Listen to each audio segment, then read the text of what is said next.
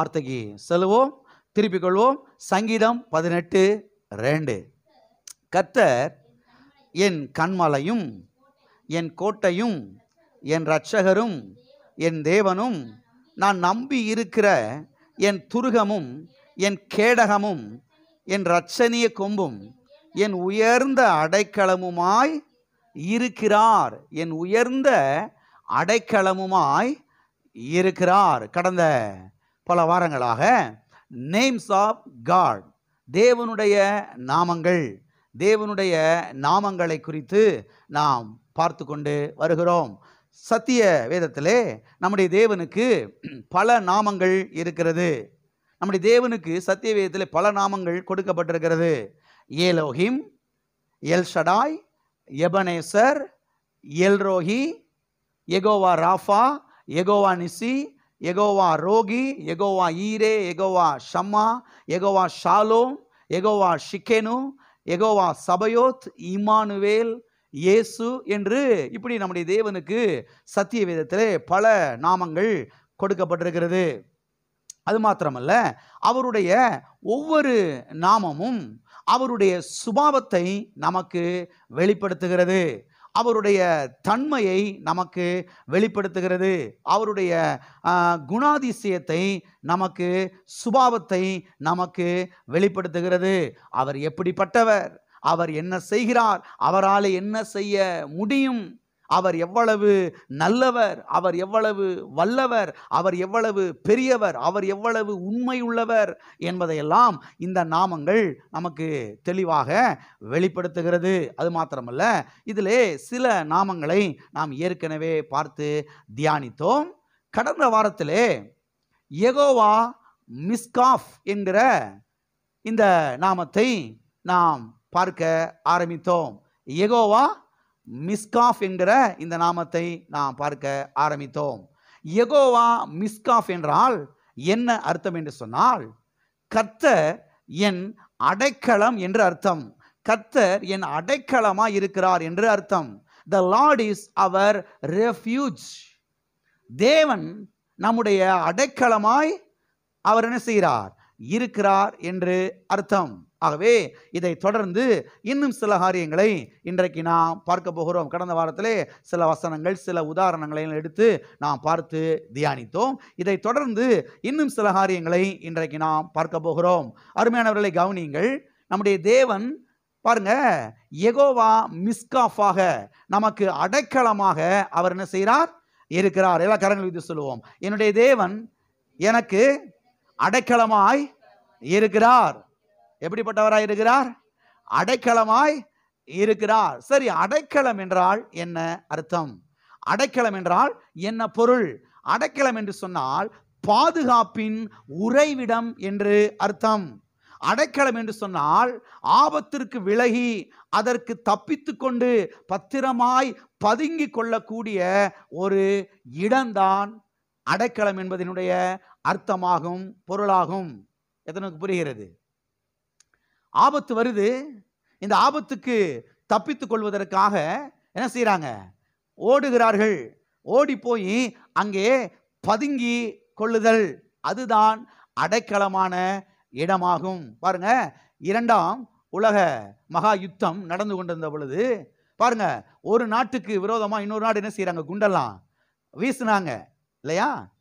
அப்ப இந்த இரவு நேரத்துல எல்லாம் என்ன பண்ணிட்டாங்க, ஒவ்வொரு நாட்டிலையும் யாரும் 6 மணிக்கு மேலே என்ன செய்யக்கூடாது, லைட்லாம் போடக்கூடாது அப்படின்னு சொல்லி பாருங்க உத்தரவு கொடுத்துட்டாங்க சில நாடுகள்ல எல்லாம். ஏன் அப்படின்னா, லைட் வெளிச்சத்தில் எதிரிகள் குண்டு போடும் போது இங்கே தான் மக்கள் நிறைய இருக்கிறாங்கன்னு சொல்லி கரெக்டாக குண்டை போட்டுருவான், எல்லாம் என்ன செஞ்சிடும், தரமட்டம் ஆயிரும். ஆகவே இரவு நேரத்தில் யாரும் என்ன செய்யக்கூடாது, லைட்டெல்லாம் என்ன செய்யக்கூடாது, போடக்கூடாது என்று அறிவிப்பு கொடுத்துட்டாங்க. அதனால் யாரும் லைட்டு போடலை. அது மாத்திரம் இல்லை, இரவு நேரத்தில் எல்லாரும் வந்து தங்கிக் கொள்வதற்காக ஆங்காங்கே பதுங்கும் குழிகளை அவர்கள் வெட்டி வைத்தார்கள். பதுங்கும் குழிகள் இரவு நேரத்தில் என்ன செஞ்சிடணும், எல்லாரும் அங்கே 6 மணிக்கு மேலே அங்கே வந்து அந்த பதுங்கும் குழியில் வந்து தங்கிடணும். மறுபடியும் காலையில் விடிஞ்சோன்னு என்ன செஞ்சிடலாம், அங்கே போய் உங்கள் வீட்டுக்கு நீங்கள் போயிடலாம். இப்படி பதுங்கும் குழிகள் என்ன செஞ்சாங்க, அங்கே அவங்க பாருங்க ஏற்படுத்தி வைத்தார்கள். அப்ப ஆபத்துக்கு விலகி அதற்கு தப்பித்து கொள்வதற்காக பாருங்க, பத்திரமா இருந்து கொள்வதற்காக, அங்க போய் பதுங்கிக் கொள்வதற்காக இருக்கக்கூடிய அந்த ஒரு இடம்தான் என்ன இடமாகும்? அடைக்கலமாகும். எதுவாகும்? அடைக்கலமாகும். அது மாத்திரமல்ல, இந்த அடைக்கலம் என்பது இது ஒரு மாம்சமான ஒரு இடம் கிடையாது. இதை நீங்கள் புரிந்து கொள்ள வேண்டும். தேவன் நம்முடைய அடைக்கலமாயிருக்கிறார். தேவன் நமக்கு அடைக்கலமும் பலனும் ஆபத்து காலத்தில் அனுகூலமான துணையுமானவர். கடந்த வாரத்தில் இதெல்லாம் நம்ம வாசித்தோம். தேவன் நமக்கு அடைக்கலமும் பலனும் ஆபத்து காலத்தில் அனுகூலமான துணையுமானவர் என்பதை நாம் பார்த்தோம். அருமையான தேவனுடைய பிள்ளைகளை கவனியுங்கள். இந்த அடைக்கலம் என்பது இது ஒரு மாம்ச பிரகாரமான ஒரு இடம் கிடையாது. இது ஒரு ஆவிக்குரிய இடமாகும். சரி, இந்த இடம் என்பது எது? இந்த இடம் என்பது யாரை குறிக்கிறது? அருமையானவர்களை கவனியுங்கள். கர்த்தராகிய இயேசு கிறிஸ்து தான் இந்த இடமாக இருக்கிறார். அதாவது பாதுகாப்பின் அடைக்கலமாக யார் இருக்கிறார்? ஆண்டவராகிய இயேசு கிறிஸ்து தான் நம்முடைய பாதுகாப்பின் அடைக்கலமாயிருக்கிறார். அவர்தான் நமக்கு பாதுகாப்பாக இருக்கிறார். கடந்த வாரத்திலே நாம் வாசித்தோம். அப்போஸ்தலர் 17ஆம் அதிகாரம் 28ஆம் வசனத்தை நாம் வாசித்தோம். அவருக்குள் நாம் பிழைக்கிறோம், அவருக்குள் நாம் இருக்கிறோம், அவருக்குள் நாம் அசைகிறோம் என்பதை நாம் கடந்த வாரத்திலே வாசித்து தியானித்தோம். அப்ப இயேசு கிறிஸ்து தான் நமக்கு பாருங்க அடைக்கலமாய் என்ன செய்கிறார்? இருக்கிறார். பாதுகாப்பின் உறைவிடமாக அவர் நமக்கு இருக்கிறார். ஆகவே இயேசு கிறிஸ்து தான் பாருங்க மாபெரும் அடைக்கலமாக, உயர்ந்த அடைக்கலமாக அவர் நமக்கு இருக்கிறார். இயேசு கிறிஸ்து தான் பாருங்க பாதுகாப்பின் உறைவிடமாக இருக்கிறார். அவருடைய கல்வாரி சிலுவை தான் நமக்கு நல்ல பாதுகாப்பாக இருக்கிறது. ஆமென். எல்லாருக்காரங்களும் இது சொல்லுவோம். இயேசு கிறிஸ்துவின் கல்வாரி சிலுவைதான் எனக்கு நல்ல பாதுகாப்பின் இடமாக, பாதுகாப்பின் உறைவிடமாக இருக்கிறது. ஆமென். ஓகே, இப்ப இன்னொரு காரியத்தை நாம் பார்க்கலாம். யாருக்கெல்லாம் கர்த்தர் அடைக்கலமாய் இருக்கிறார் என்பதை இப்பொழுது நாம் பார்க்க போகிறோம். கர்த்தர் யாருக்கெல்லாம் அடைக்கலமாக இருக்கிறார்? முதலாவதாக சிறுமைப்பட்டவர்களுக்கு கர்த்தர் அடைக்கலமானவராய் இருக்கிறார் என்று சத்தியவேதம் நமக்கு தெளிவாய் சொல்லுகிறது. வாசிப்போம். சங்கீதம் 9ஆம் சங்கீதம் 9வது வசனம். சிறுமைப்பட்டவனுக்கு கர்த்தர் அடைக்கலமானவர், நெருக்கப்படுகிற காலங்களில் அவரே தஞ்சமானவர். இங்கே நாம் பார்க்கிறோம், சிறுமைப்பட்டவனுக்கு கர்த்தர் அடைக்கலமானவர். யாருக்கு கர்த்தர் அடைக்கலமானவர்? சிறுமைப்பட்டவனுக்கு. யாருக்கு? சிறுமைப்பட்டவனுக்கு. சரி, சிறுமைப்பட்டவர்கள் என்றால் யார்? இந்த சிறுமைப்பட்டவர்கள் என்பதை யாரை குறிக்கிறது? சிறுமைப்பட்டவர்கள் என்று சொன்னால் யார் என்று சொன்னால், நன்றாய் கவனியுங்கள், யாருக்கும் எந்த ஒரு இடைஞ்சலும் கொடுக்காமல் தான் உண்டு, தன்னுடைய வேலை உண்டு என்று இருக்கிறார்கள் அல்லவா, அவர்கள் தான் யாரு? சிறுமைப்பட்டவர்கள். புரியுதா? யாருக்குமே எந்த தொல்லையும், யாருக்குமே எந்த இடைஞ்சலுமே இல்லாம அவங்க உண்டு, அவங்க வேலை உண்டு அப்படின்னு இருக்கிறாங்க பாருங்க, அவங்க தான் யாரு? சிறுமைப்பட்டவர்கள். அன்றாடம் நமக்கு உணவு கிடைத்தால் அது போதும் என்று இருக்கிறார்கள் அல்லவா, அவர்கள்தான் சிறுமைப்பட்டவர்கள். எனவே இப்படிப்பட்ட ஜனங்களுக்கு தான் கர்த்தர் அடைக்கலமாய் இருக்கிறார் என்று சத்தியவேதத்திலே நாம் பார்க்கிறோம். எல்லாம் இருக்கிறீங்களா?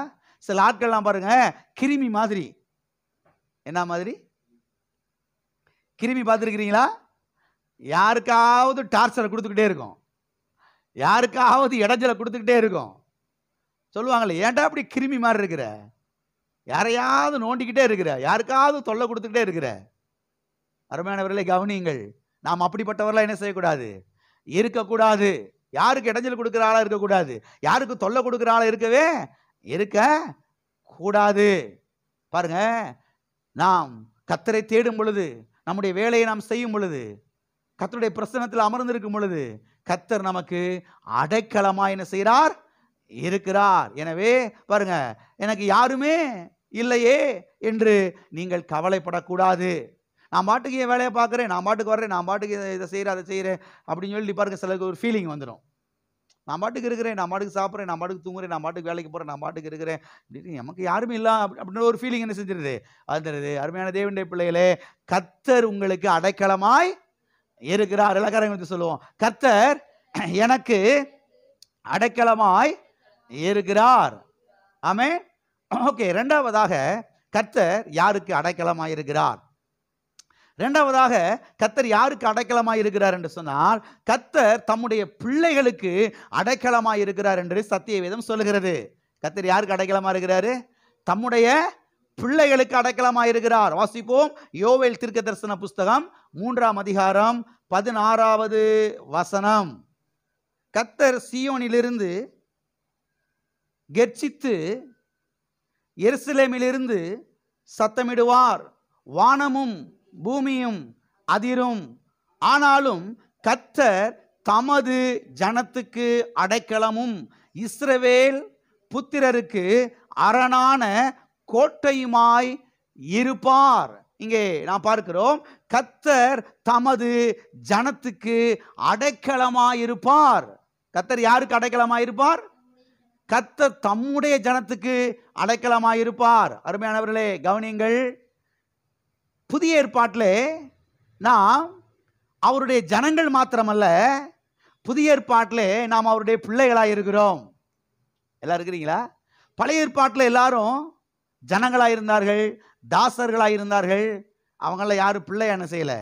இல்லை. ஏன்னா இயேசு கிறிஸ்து கல்வாரி சிலுவையிலே பாவத்தை சுமந்து தீர்க்கவில்லை, பாவத்துக்கான விலைக்கிரயத்தை செலுத்தவில்லை, ரத்தம் சிந்தலை. ஆகவே மனிதர்கள் யாரும் மறுபடியும் என்ன செய்யலை? பிறக்கலை. ஆகவே யாரும் பழைய ஏற்பாட்டில் என்ன செய்ய முடியல? பிள்ளைகளாய் வாழ முடியல. ஜனங்களாக இருந்தார்கள், தாசர்களாக இருந்தார்கள், வேலைக்காரராக இருந்தார்கள். ஆனால் இன்றைக்கு பாருங்க, கல்வாரி சிலுவையின் பாருங்க, கல்வாரி சிலுவைக்கு பிறகு நாம் வாழ்கிறோம். இயேசு கிறிஸ்துவின் கல்வாரி பாடுகளுக்கு பிறகு நாம் வாழ்கிறபடினாலே பாருங்க, இன்றைக்கு நாம் வந்து ஜனங்கள் மாத்திரமல்ல, இன்றைக்கு நாம் யாரா இருக்கிறோம்? பிள்ளைகளாக இருக்கிறோம். எத்தனை சந்தோஷமா இருக்குது. ஆமென். வேலைக்காரர்கள் வேற, பிள்ளைகள் வேற, தாசர்கள் வேற, பிள்ளைகள் வேற. நாமெல்லாம் பழைய ஏற்பாட்டில் இல்லை, இன்னைக்கு புதிய ஏற்பாட்டில் இருக்கிறோம். நம்மள யாரா இருக்கிறோம்? பிள்ளைகளாக இருக்கிறோம். ஆகவே இந்த வசனத்தை இப்படி நம்ம எடுத்துக்கலாம், கர்த்தர் தம்முடைய பிள்ளைகளுக்கு அடைக்கலமாக இருக்கிறார். ஆமென். எத்தனை பேர் அவருடைய பிள்ளையா இருக்கிறீங்க? எப்படி அவருடைய பிள்ளையா மாறினீங்க? எப்படி அவருடைய பிள்ளையானீங்க?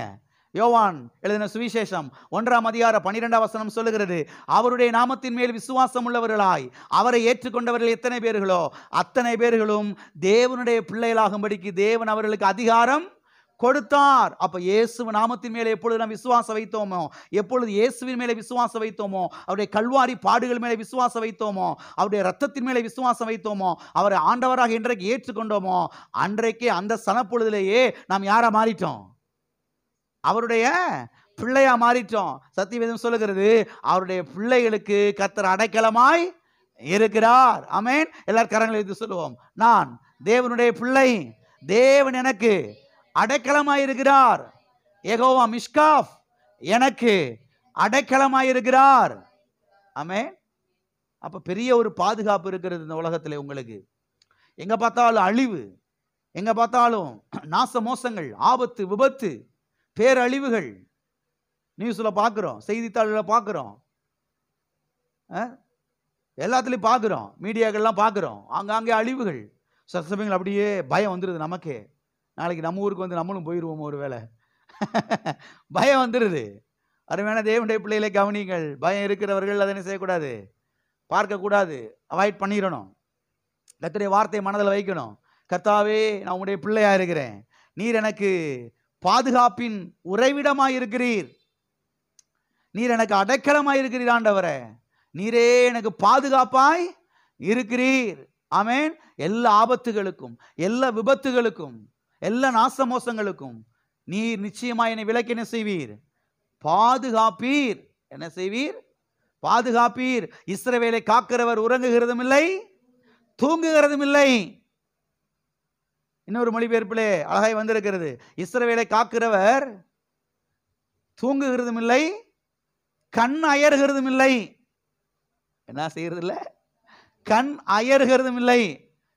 நம்ம கேட்போம்ல, டே என்னடா பண்ணிக்கிட்டு இருந்த? கண்ணு அசந்துட்டேன்பா, லேசா அசந்துட்டேன்பா. மத்தியானம் சாப்பிட்டேனா, சாப்பிட்டதில் என்ன செஞ்சுட்டு லேசா அப்படியே அசந்துட்டேனப்பா அப்படின்னு சொல்லுவாங்கல்ல.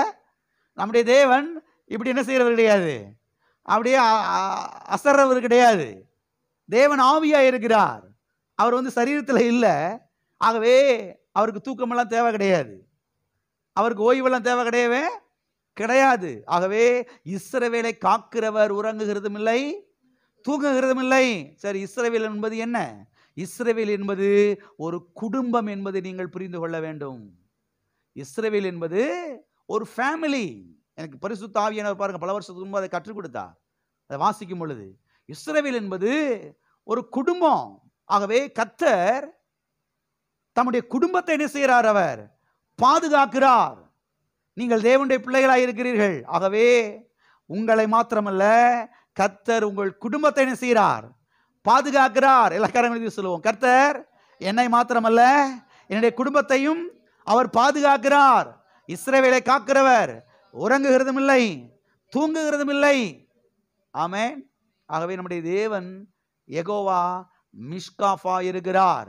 அவர் நமக்கு அடைக்கலமாய் இருக்கிறார். அவர் நமக்கு அடைக்கலமாய் இருக்கிறபடினாலே நாம் நிச்சயமாய் பத்திரமாய் என்ன செய்வோம்? இருப்போம். எத்தனை விசுவாசிக்கிறீங்க நாம பத்திரமாய் இருப்போம் என்று? ஆமென். ஆகவே அவருடைய பிள்ளைகளாகிய நமக்கு கர்த்தர் அடைக்கலமாய் இருக்கிறார். ஓகே, மூன்றாவதாக கர்த்தர் யாருக்கு அடைக்கலமாய் இருக்கிறார் என்று சொன்னால், அவரால் அபிஷேகம் பண்ணப்பட்டவர்களுக்கு கர்த்தர் அடைக்கலமாய் இருக்கிறார் என்று சத்தியவேதம் சொல்லுகிறது. அவராலே அபிஷேகம் பண்ணப்பட்டவர்கள், அவராலே அபிஷேகம் பண்ணப்பட்டவர்கள். வாசிப்போம் சங்கீதம் 28:8. கர்த்தர் அவர்களுடைய பலன், அவரே தாம் அபிஷேகம் பண்ணினவனுக்கு அரணான அடைக்கலமானவர். அவரே, போன வாரம் இந்த அவரே என்ற வார்த்தையை உங்களுக்கு விலைக்கு சொன்னேன். அவர் மட்டும்தான், அவர்தான் ஊற்று, அவர்தான் ஆதாரம், அவர்தான் எல்லாம் நமக்கு. ஆமென். மற்ற எல்லாமே வாய்க்கால்கள், சேனல்கள். இங்கே நான் பார்க்கிறோம், அவரே தாம் அபிஷேகம் பண்ணினவனுக்கு அரணான அடைக்கலமானவர். அப்ப கர்த்தர் யாருக்கு அடைக்கலமானவர்? தாம் அபிஷேகம் பண்ணினவனுக்கு.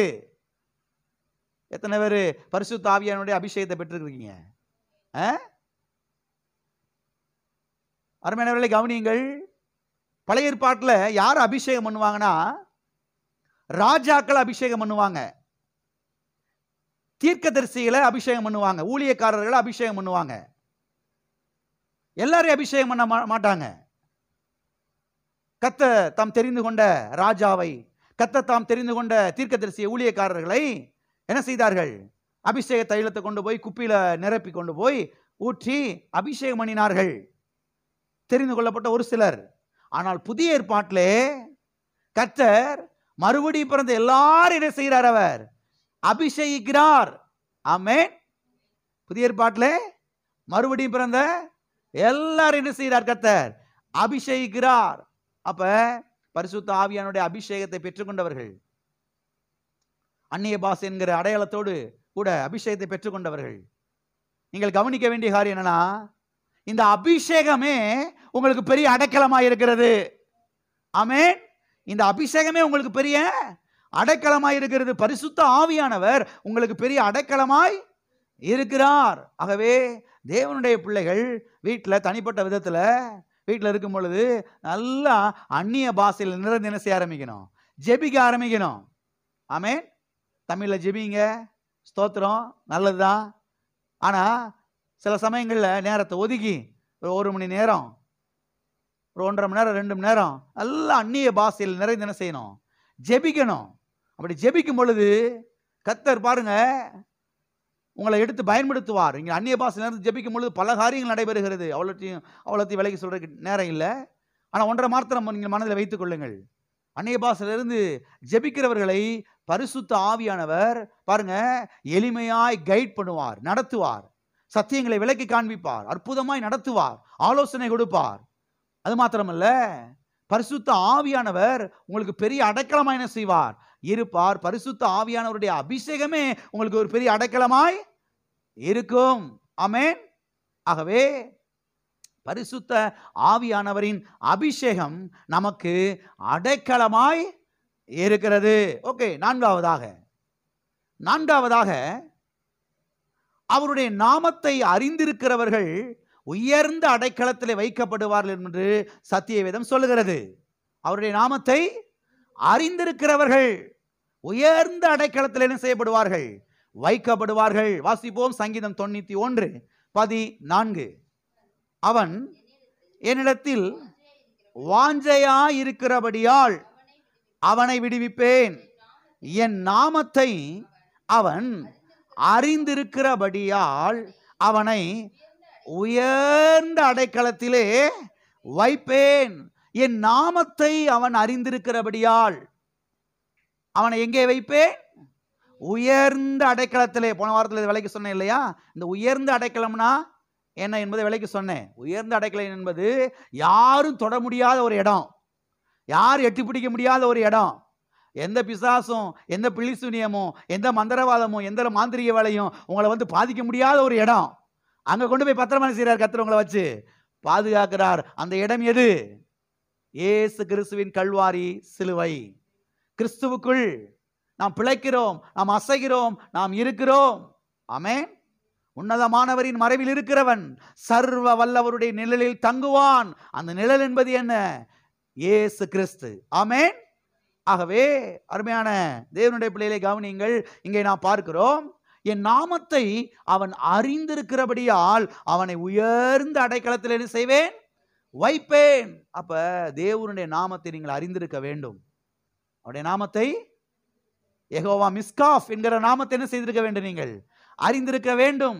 எல் ஷடாய் என்கிற நாமத்தை, யெகோவா ராஃபா என்கிற நாமத்தை, யெகோவா ரோஹி என்கிற நாமத்தை, யெகோவா ஈரே என்கிற நாமத்தை, எபனேசர் என்கிற நாமத்தை, ஆமென், இமானுவேல் என்கிற நாமத்தை, இயேசு என்கிற நாமத்தை நீங்கள் என்ன செய்திருக்க வேண்டும்? அறிந்திருக்க வேண்டும். அறிந்து கொள்ள பாருங்க, பெரிய பாதுகாப்பை நீங்கள் இந்த பூமியிலே என்ன செய்வீர்கள்? அனுபவிப்பீர்கள். ஆமென். எல்லா கரங்களை ஊதி சொல்லுவோம், அவருடைய நாமத்தை நான் அறிந்திருக்கிறபடியால் கர்த்தர் என்னை உயர்ந்த அடைக்கலத்திலே வைத்து பாதுகாக்கிறார். ஆமென். ஆகவே இப்படி பாருங்க, கர்த்தர் நம்மை பாதுகாத்து அவர் நடத்துகிறார் என்பதை சத்திய வேதத்திலே நாம் பார்க்கிறோம். ஓகே, இப்போ இன்னொரு காரியத்தை நாம் பார்க்க போகிறோம். அதாவது நம்முடைய தேவன் நமக்கு அடைக்கலம் மட்டுமல்ல, அவர் உயர்ந்த அடைக்கலமாய் இருக்கிறார் என்று சத்தியவேதம் நமக்கு தெளிவாய் சொல்லுகிறது. இதை குறித்து கடந்த வாரத்திலே சில வசனங்களை நாம் வாசித்து தியானித்தோம். இன்றைக்கும் சில வசனங்களை நாம் வாசிப்போம். சங்கீதம் 48:3. அதின் அரமனைகளில் தேவன் உயர்ந்த அடைக்கலமாய் அறியப்பட்டு இருக்கிறார். எப்படி அறியப்பட்டிருக்கிறார்? தேவன் உயர்ந்த அடைக்கலமாய் என்ன செய்யப்பட்டிருக்கிறார்? அறியப்பட்டு இருக்கிறார். எனவே நம்முடைய தேவன் யார் என்று சொன்னால், நம்முடைய தேவன் உயர்ந்த அடைக்கலமாய் இருக்கிறார். ஆமென். எப்படிப்பட்ட அடைக்கலமாய் இருக்கிறார்? உயர்ந்த அடைக்கலமாய் இருக்கிறார். ஆகவே நம்முடைய தேவன் உயர்ந்த அடைக்கலமானவர் என்கிற ஒரு வெளிப்பாடை நாம் என்ன செய்ய வேண்டும்? பெற்றுக்கொள்ள வேண்டும். நம்முடைய தேவன் உயர்ந்த அடைக்கலமானவர் என்கிற ஒரு வெளிப்பாடை நாம் பெற்றுக்கொள்ள வேண்டியது அவசியமாயிருக்கிறது. ஏனென்று சொன்னால், அப்பொழுதுதான் இந்த உலகத்திலே நாம் பாதுகாப்பை அனுபவிக்க முடியும். எத்தனை பேர் பாதுகாப்பாக இருக்குன்னு நினைக்கிறீங்க? நீங்க பாதுகாப்பாக இருக்கணும்னா கர்த்தர் உயர்ந்த அடைக்கலமானவர் என்கிற ஒரு வெளிப்பாடை நீங்கள் என்ன செய்ய வேண்டும்? பெற்றுக்கொள்ள வேண்டும். அப்ப இந்த வசனத்தெல்லாம் தியானிக்கணும். இந்த வசனத்தில் திருப்பி ஃபோக்கஸ் பண்ணணும். இந்த வசனத்தில் பாருங்க, ஆழமாய் உள்ள செல்லணும். இந்த வசனத்தை மனதில் வைத்து தியானிக்கணும். இந்த வசனத்தை கண்ணு முன்னால வச்சு என்ன செய்யணும்? பார்க்கணும். ஆமென். என் தேவன் எனக்கு உயர்ந்த அடைக்கலமாய் இருக்கிறார். தியானிக்க நான் சொல்றேன், தெய்வீக பாதுகாப்பை இந்த உலகத்திலே நீங்கள் என்ன செய்வீர்கள்? அனுபவிப்பீர்கள். ஆமென். வாசிப்போம். சங்கீதம் 59:16. நானோ உம்முடைய வல்லமையை பாடி காலையிலே உம்முடைய கிருபையை மகிழ்ச்சியோடு புகழுவேன். எனக்கு நெருக்கமுண்டான நாளிலே நீர் எனக்கு தஞ்சமும் உயர்ந்த அடைக்கலமும் மானீர். இங்கே நாம் பார்க்கிறோம், நீர் என் தஞ்சமும் உயர்ந்த அடைக்கலமுமாய் ஆனீர். அருமையான தேவனுடைய பிள்ளைகளை கவனியுங்கள். அப்ப கர்த்தர் யாருன்னா, நெருக்கப்படுகிற அந்த நாளிலே, நெருக்க உண்டாகிற நாளிலே நமக்கு உயர்ந்த அடைக்கலமாய் இருக்கிறார். எல்லாம் இருக்கிறீங்களா? சில சமயங்களில் நெருக்கப்படுகிறோம். சில பிரச்சனைகள் வந்து நெருக்குது. சில வியாதியின் அறிகுறிகள் வந்து நெருக்குகிறது. சில சமயங்களில் பண பிரச்சனைகள் வந்து நெருக்குறது. சில சமயங்களில் சில பொல்லாத மனிதர்கள் வந்து என்ன செய்கிறாங்க, நெருக்கிறாங்க. இப்படிப்பட்ட வேலைகளிலே கர்த்தர் நமக்கு யாரா இருக்கிறா? யாரா இருக்கிறா? உயர்ந்த அடைக்கலமாக இருக்கிறார். இப்படிப்பட்ட நெருக்கங்களின் நேரத்தில் நீங்கள் என்ன செய்யணும்? கர்த்தாவே, என்னுடைய உயர்ந்த அடைக்கலம் நீர் மட்டும்தான், என்னுடைய ஒரே அடைக்கலம் நீர் மட்டும்தான் ஆண்டவரே. நீர் என்னை காத்துக்கொள்ளும், நீர் என்னை காத்துக்கொள்ளும். பூரண சமாதானத்தினாலே நீர் என்ன செய்யும்? காத்துக்கொள்ளும். எல்லா தீமைக்கு விலக்கி, எல்லா பொல்லாப்புகளுக்கு விலக்கி, எல்லா அசுத்தங்களுக்கு விலக்கி, எல்லா தீமைகளுக்கு விலக்கி, எல்லா பொல்லாத மனிதர்களுடைய அந்த கண்ணிக்கும் அவர்கள் வைத்திருக்கிற அந்த சுருக்குகள், அந்த வலை, சிக்க வைக்கக்கூடிய அந்த வலை, அவைகளுக்கு நீர் என்ன செய்யும்? விலக்கி காத்தருளும். நீரே என் அடைக்கலம் என்று என்ன செய்ய வேண்டும்?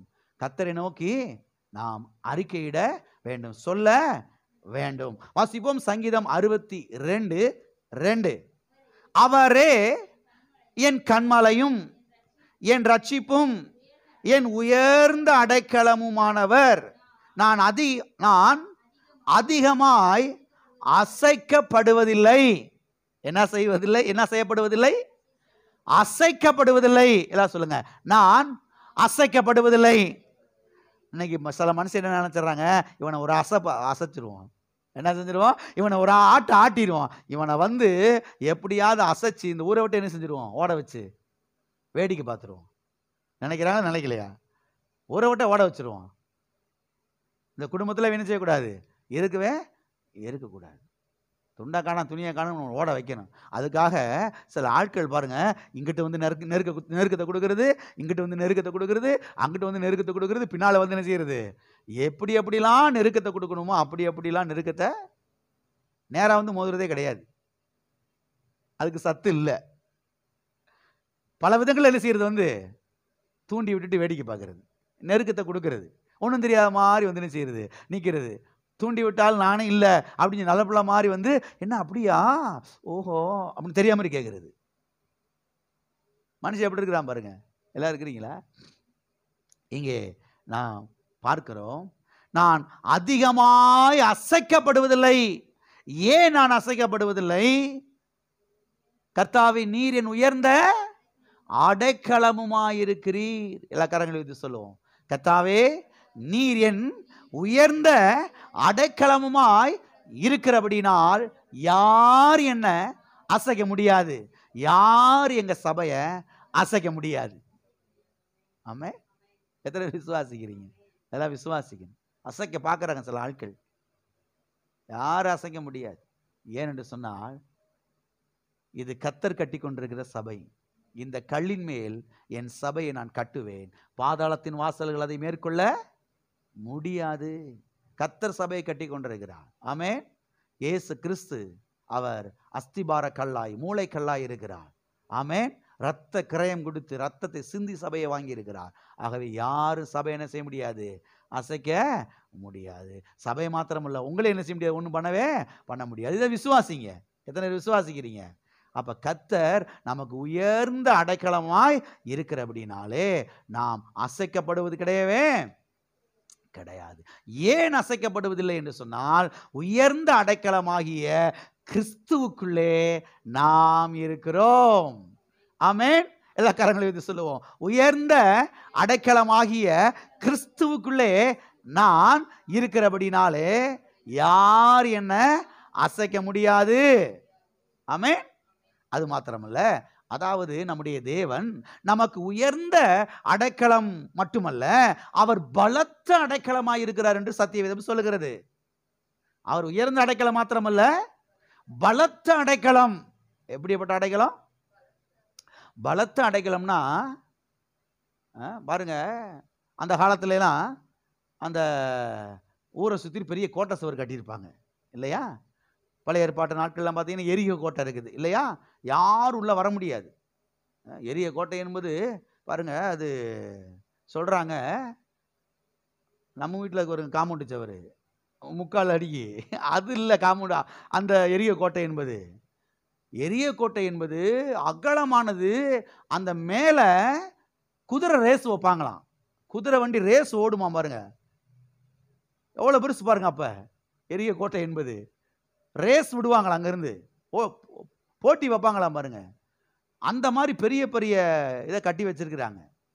அதில் பார்த்தீங்கன்னா பெரிய இரும்பு தாழ்பால், பெரிய வெண்கல கதவு. யானையெல்லாம் 100 யானை வந்து முட்டினா கூட அடிக்க முடியாது, திறக்க முடியாத அளவுக்கு பெரிய பெரிய இதெல்லாம் போட்டு வச்சிருக்கிறாங்க அந்த காலத்தில். அருமையானவர்களே, கவனிங்கள். அதைத்தான் அந்த பலத்த அரண் சொல்றாங்க.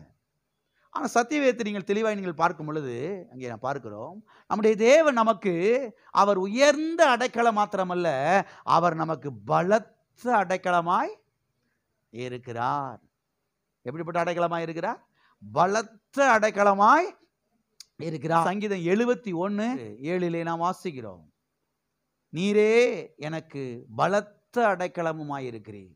3ஆம் வசனம், நான் எப்பொழுதும் வந்து அடையத்தக்க கண்மலையாயிரும், என்னை ரட்சிப்பதற்கு கட்டளையிட்டீரே.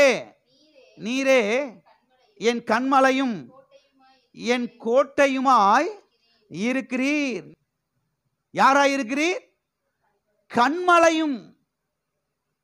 கண்மலையை போய் என்ன செய்ய முடியாது, யாரு முட்ட முடியாது, யார் என்ன செய்ய முடியாது, மோத முடியாது. மோதுனா மண்டதா உடையும், தலை தான் என்ன செய்யும், பேந்து போகும்.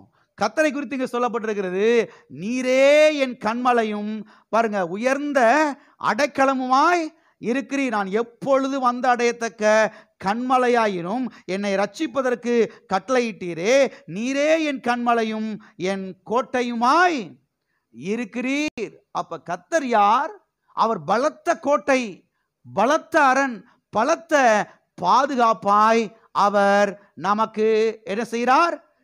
இருக்கிறார். எல்லா கரங்களை வைத்து சொல்லுவோம், கர்த்தர் எனக்கு உயர்ந்த அடைக்கலமாக, பலத்த அடைக்கலமாக அவர் இருக்கிறார். ஆகவே நான் ஒருபோதும் அசைக்கப்படுவதில்லை, ஒருபோதும் நான் அசைக்கப்படுவதில்லை. கர்த்தர் என் கோட்டையாக இருக்கிறார். ஆமென். ஆகவே கர்த்தர் நமக்கு உயர்ந்த அடைக்கலம் மாத்திரமல்ல, அவர் பலத்த அடைக்கலமாய் இருக்கிறார். எப்படிப்பட்ட அடைக்கலமாய் இருக்கிறார்? பலத்த அடைக்கலமாய் இருக்கிறார். அது மாத்திரமல்ல, அதாவது கர்த்தர் நமக்கு உயர்ந்த அடைக்கலம் மாத்திரமல்ல, கர்த்தர் நமக்கு பலத்த அடைக்கலம் மாத்திரமல்ல, கர்த்தர் தலைமுறை தலைமுறைக்கும் அடைக்கலமாய் இருக்கிறார் என்று சத்தியவேதம் சொல்லுகிறது. எத்தனை பேர் விசுவாசிக்கிறீங்க? இதை நீங்க விசுவாசிக்கணும். ஏன்னா தலைமுறை தலைமுறை என்று எழுதப்பட்டிருக்கிறது, சந்ததி சந்ததி என்று எழுதப்பட்டிருக்கிறது. கர்த்தர் உங்களுக்கு மாத்திரமல்ல, கர்த்தர் உங்கள் பிள்ளைகளுக்கு அடைக்கலமாக இருக்கிறார். உங்க பிள்ளைகளுக்கு மாத்திரமல்ல, கர்த்தர் உங்க பேர பிள்ளைகளுக்கு என்ன செய்யறாரு? அடைக்கலமா இருக்கிறாரு. உங்க பேர பிள்ளைகளுக்கு மாத்திரமல்ல, உங்க பேர பிள்ளையோட மகனுக்கு அடைக்கலமா என்ன செய்யறாரு? இருக்கிறாரு. அப்பா அம்மாருங்க, தாத்தா அம்மாருங்க, இதெல்லாம் என்ன செய்யணும்? விசுவாசிக்கணும். கர்த்தர் என் சந்ததிக்கு அடைக்கலமா என்ன செய்கிறார்? இருக்கிறார். வாசிப்போம் சங்கீதம் 91. ஆண்டவரே தேவரீர் தலைமுறை தலைமுறையாக எங்களுக்கு அடைக்கலமானவர். ஆண்டவரே தேவரீர் தலைமுறை தலைமுறையாக எங்களுக்கு அடைக்கலமானவர். இதை யார் சொல்றா தெரியுமா? சங்கீதக்காரனாகிய மோசே சொல்லுகிறான். யார் சொல்ற? சங்கீதக்காரனாகிய மோசே சொல்லுகிறான். என்ன சொல்றான்? ஆண்டவரே தேவரீர் தலைமுறை தலைமுறையாக எங்களுக்கு அடைக்கலமானவர் என்று சொல்லுகிறான். இஸ்ரவேல் மக்களுக்கு அவன் சொல்லுகிறான். சங்கீதம் 90, சங்கீதம் 91, இதெல்லாம் மோசையின் சங்கீதம். ஆகவே இங்கே அவன் சொல்லுகிறான், தலைமுறை தலைமுறைக்கும் நீர் எங்களுக்கு அடைக்கலமாய் இருக்கிறீர். எத்தனை பேர் இதை விசுவாசிக்கிறீங்க? நீங்க இதெல்லாம் விசுவாசிக்கணும். கர்த்தாவே, எனக்கு மாத்திரமல்ல, என் பிள்ளைக்கு நீர் என்ன செய்கிறீர்? அடைக்கலமாய் இருக்கிறீர். என் பிள்ளைக்கு மாத்திரமல்ல, என் பேரப்பிள்ளைகளுக்கு நீர் அடைக்கலமாய், என் பேரப்பிள்ளைகளுக்கு மாத்திரமல்ல, என் பேரப்பிள்ளையுடைய பிள்ளைகளுக்கு நீர் அடைக்கலமாய் இருக்கிறீர். அது மாத்திரமல்ல, என் சந்ததிக்கே நீர் தானே செய்கிறீர்? அடைக்கலமாய் இருக்கிறீர். எல்லா கரங்களை வைத்து சொல்லுவோம். கர்த்தாவே, நீர் எனக்கு அடைக்கலம் மாத்திரமல்ல, என் பிள்ளைகளுக்கு, என் பேரப்பிள்ளைகளுக்கு, என் சந்ததிக்கு நீர் தலைமுறை தலைமுறையாக அடைக்கலமாய் இருக்கிறீர். ஆமென். ஆகவே நம்முடைய தேவன் யார் என்றால், நம்முடைய தேவன் யெகோவா மிஷ்காப். அவர் நமக்கு உயர்ந்த அடைக்கலமாக, பலத்த அடைக்கலமாக இருக்கிறார். ஆகவே தேவனுடைய பிள்ளைகள் நம்முடைய கண்களை எங்கே பதிக்க வேண்டும்? யெகோவா மிஸ்காப் மேலே, யெகோவா மிஸ்காப் மேலே நம்முடைய கண்களை என்ன செய்ய வேண்டும்? பதிக்க வேண்டும். பதிக்கும் பொழுது நான் சொல்லுகிறேன், இந்த உலகத்திலே ஒரு பெரிய தெய்வீக பாதுகாப்பை நாம் நிச்சயமா என்ன செய்வோம்? அனுபவிப்போம். ஆமென். எல்லாரும் எளிமையில் இருப்போம், நாம் ஜெபிப்போம். அடுத்த வாரத்தில் இன்னொரு நாமத்தை குறித்து நாம் தியானிக்கலாம். எல்லாரும், ஓ தேவனே ஸ்தோத்திரம், நீரே எனக்கு பலத்த அடைக்கலமாயிருக்கிறீர். ஓ ஸ்தோத்திரம், ஸ்தோத்திரம், ஸ்தோத்திரம் ஆண்டவரே, ஸ்தோத்திரம் ஆண்டவரே, ஸ்தோத்திரம் ஆண்டவரே, ஸ்தோத்திரம் ஆண்டவரே, ஸ்தோத்திரம் ஆண்டவரே, ஸ்தோத்திரம் ஆண்டவரே, ஸ்தோத்திரம் ஆண்டவரே. ஓ தேவனே, உம்முடைய கல்வாரி சிலுவை, நீ கல்வாரி சிலுவையிலே சிந்தின ரத்தம் எங்களுக்கு பலத்த அடைக்கலமாய் இருக்கிறபடியால் ஸ்தோத்திரம், உயர்ந்த அடைக்கலமாய் இருக்கிறபடியால் ஸ்தோத்திரம். தேசத்தில் வருகிற எல்லா கொள்ளை நோய்கள், எல்லா பொல்லாப்புகள், தீமைகளுக்கு விலக்கி கர்த்தாவே நீர் பாதுகாக்கிறபடியால் ஸ்தோத்திரம். ஸ்தோத்திரம் ஆண்டவரே, ஸ்தோத்திரம் ஆண்டவரே, ஸ்தோத்திரம் ஆண்டவரே. நன்றி ஆண்டவரே, நன்றி ஆண்டவரே. பிதாவே, இயேசு நாமத்தில் உம்முடைய சமூகத்திலே நாங்கள் வருகிறோம். ஆசீர்வதிக்கப்பட்ட இந்த நல்ல மாலை வேளைக்காக நன்றி. யெகோவா மிஸ்காஃபே, நீர் எங்களுக்கு பாதுகாப்பின் உறைவிடமாக, பாதுகாப்பின் அடைக்கலமாக இருக்கிறீர் ஆண்டவரே. தகப்பனே, வந்திருக்கிற ஒவ்வொரு பிள்ளைகளையும் நீரே உம்முடைய ரத்தத்தினாலே பாதுகாக்க வேண்டும்படியா நாங்கள் ஜெபிக்கிறோம். உம்முடைய விலையேற பெற்ற ரத்தத்தை சபைக்கு வருகிற ஒவ்வொரு குடும்பத்தார் மேலே நாங்கள் தெளிக்கிறோம் ஆண்டவரே. தகப்பனே, உமக்கு ஸ்தோத்திரம். ஓ தேவனே, நீரே உம்முடைய ரத்தத்தினாலே வேலி அடைத்து பாதுகாக்கிறீர். அதற்காக நன்றி, நன்றி ஆண்டவரே.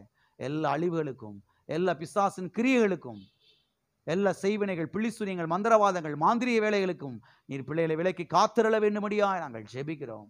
இந்த சத்தியங்கள் எல்லாம் விளங்கட்டும். நீரே உயர்ந்த அடைக்கலம் என்கிற இந்த வெளிப்பாடை பிள்ளைகள் பெற்றுக்கொள்வார்களாக. அவ்விதமாய் செய்கிறீர். அதற்காக ஸ்தோத்திரம். இயேசு நாமத்தில் பிதாவே. என் ஆத்துமாவே கர்த்தரை ஸ்தோத்திரி, என் முழு உள்ளமே அவருடைய பரிசுத்த நாமத்தை ஸ்தோத்திரி. என் ஆத்துமாவே கர்த்தரை ஸ்தோத்திரி, கர்த்தர் செய்த சகல உபகாரங்களையும் மறவாதே. நம்முடைய கர்த்தராகிய இயேசு கிறிஸ்துவின் கிருபையும், பிதாவாகிய தேவனுடைய அன்பும், பரிசுத்த ஆவியானவருடைய ஐக்கியமும் இப்போதும் எப்போதும் நம் அனைவரோடும் கூட சதா காலங்களிலும் இருப்பதாக.